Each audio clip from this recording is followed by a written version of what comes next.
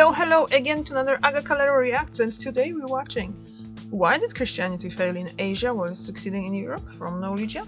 And let's just make it quick and let's just go into it and just see why. Christianity is the largest religion in the world. The faith is currently followed by over 2 billion people, from the United States to even some of the world's strictest dictatorships, such as North Korea. Originating in the Middle Eastern region of Judea, Christianity today is often associated with the Western world, True. despite being a global faith with a foundation in the Mid-East. Nevertheless, this may be in view of the fact of the inability for Christianity to take flight as well in further East areas, such as Asia, than in the West. From its center point in Judea, Christianity began its early spread through the surrounding countries of the Levant, what we know now as Israel, Palestine, Lebanon, Jordan, Syria, and Cyprus. This led to the rollout into the Asian continent of Christianity, as Antioch became a new home base for the faith after its evangelization allegedly by Peter the Apostle himself, as well as Paul and Barnabas. Apostles Thaddeus and Bartholomew and Simon and Andrew further evangelized Armenia and Georgia respectively, as the span of the budding religion stretched further to the Eastern world, passing additionally through Mesopotamia and Parthia, and allegedly India as well, on its way to the Far East. The belief is that throughout these early centuries, Nestorian Christians eventually moved from the lands of modern-day Iraq into China, with the earliest known evidence of such contact coming from the age of the Tang dynasty between the 7th and 10th centuries. That's really early, huh? The early Christian mission in China is thus known to have been established by a priest by the name of Alopen in 635 AD, welcomed by the emperor himself in spite of pushback from the local Buddhists and Taoists.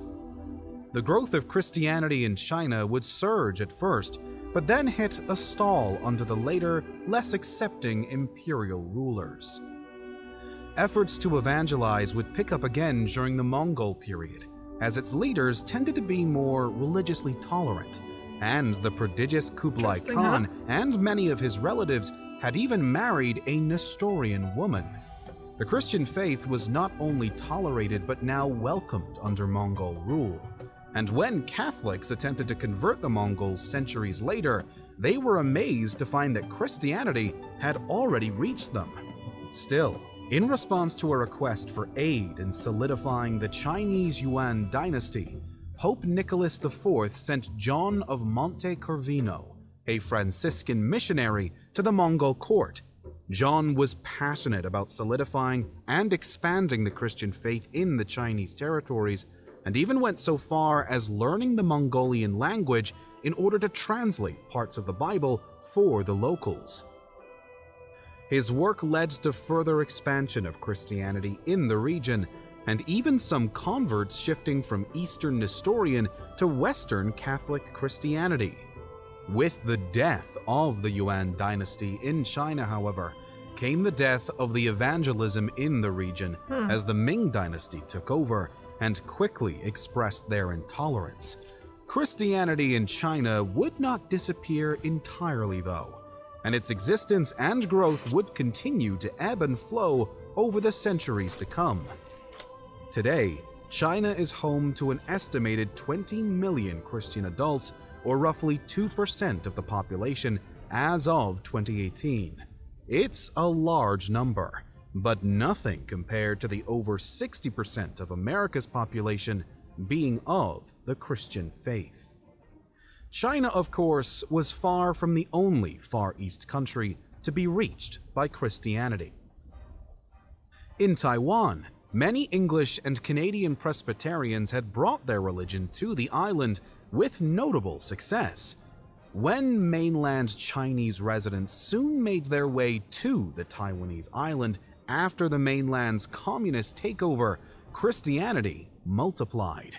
Today, The Christians of the island make up around 3% of the population, which is still small compared to Western nations, but considerable nonetheless. Japan took to Christianity better at the start, and yet much worse now in the present day.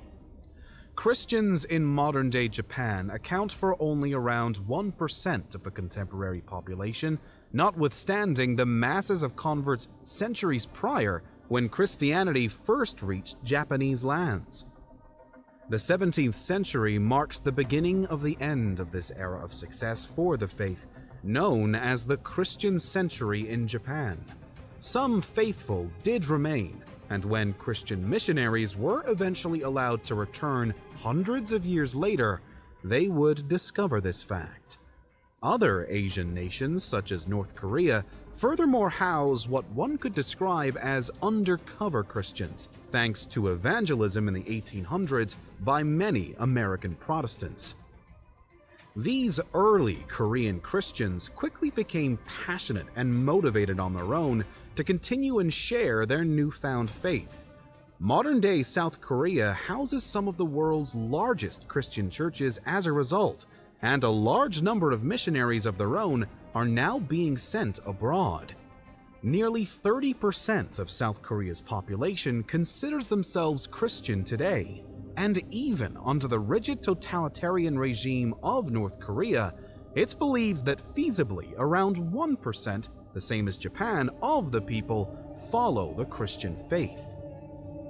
The largest Christian population within any Eastern Asian country can be found in the Philippines, which is home to a particularly large Catholic community thanks to colonization by Spain over a span of almost 400 years.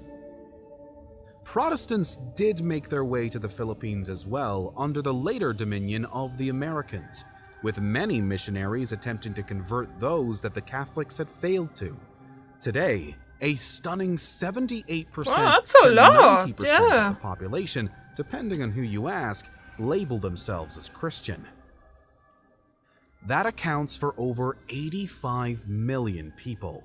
This That's a lot. remarkable success by the Christian missionaries can be attributed to the overwhelming aid they received from the presence of Catholic Spaniards, followed by Protestant Americans during the colonial era.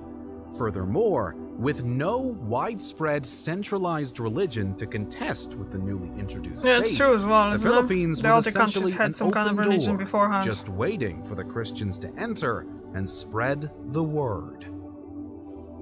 Other Asian nations such as Thailand, Myanmar, Sri Lanka, Indonesia, Cambodia, Vietnam, and even India house small yet important Christian populations as well, principally as a result of limited missionary evangelism, and in the case of Vietnam, communist ideology supremacy in more recent history. Another vastly significant reason why Christianity failed to surge in these countries can be attributed to the existence of competing religions, such as Islam, Buddhism, and Hinduism. This last factor may be the most prominent reason why Christianity failed to spread as rapidly or as widely in the Far East as it had out west.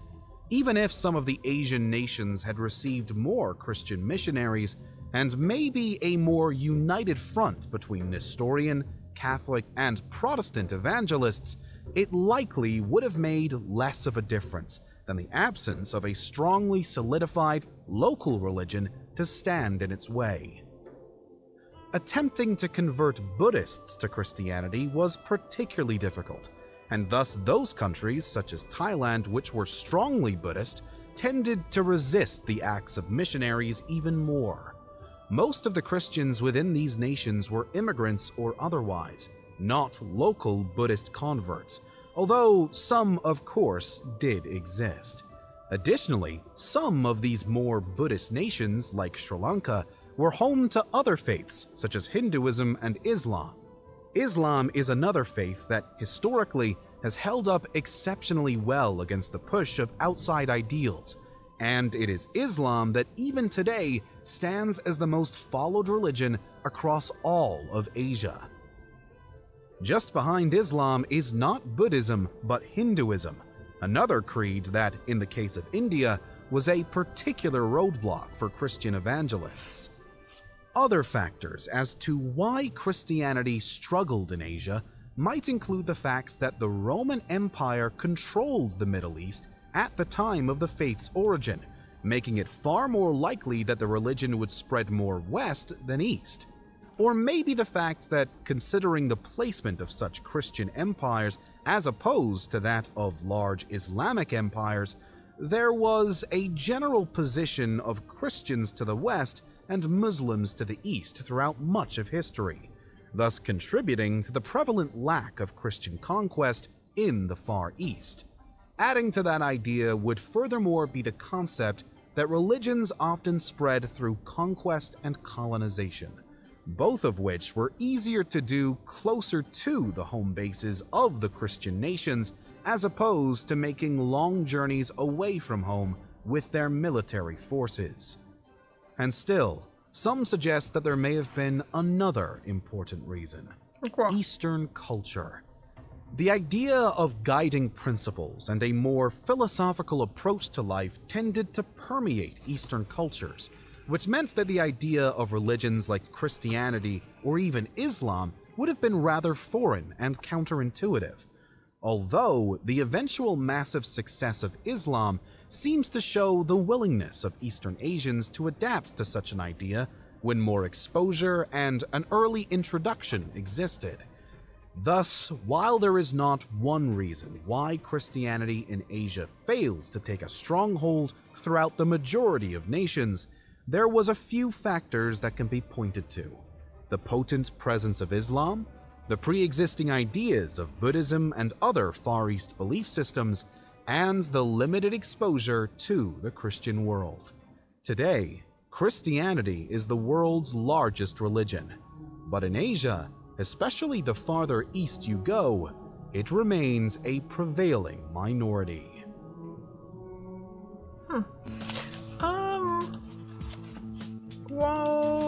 I just want to know, how old is Islam? When did the Islam start?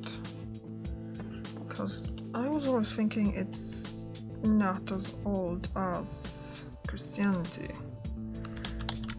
How old is Islam? Oh, 1400 years ago. So it is actually older than Christianity. No, it's younger, but still.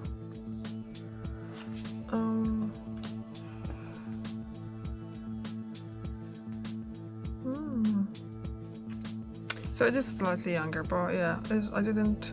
For some reason, I always had in my head that Islam is much younger. So that's kind of like. Anyway, yeah, those are reasons for Christianity failing. Excuse me, Christianity failing in Asia. I'm pretty sure the biggest reason is the fact that there was already religions there, big religions that they were deeply in the culture, and they're much older than that. So yeah, that's a very good explanation there. So thank you very much for watching, and I'll see you tomorrow. Bye.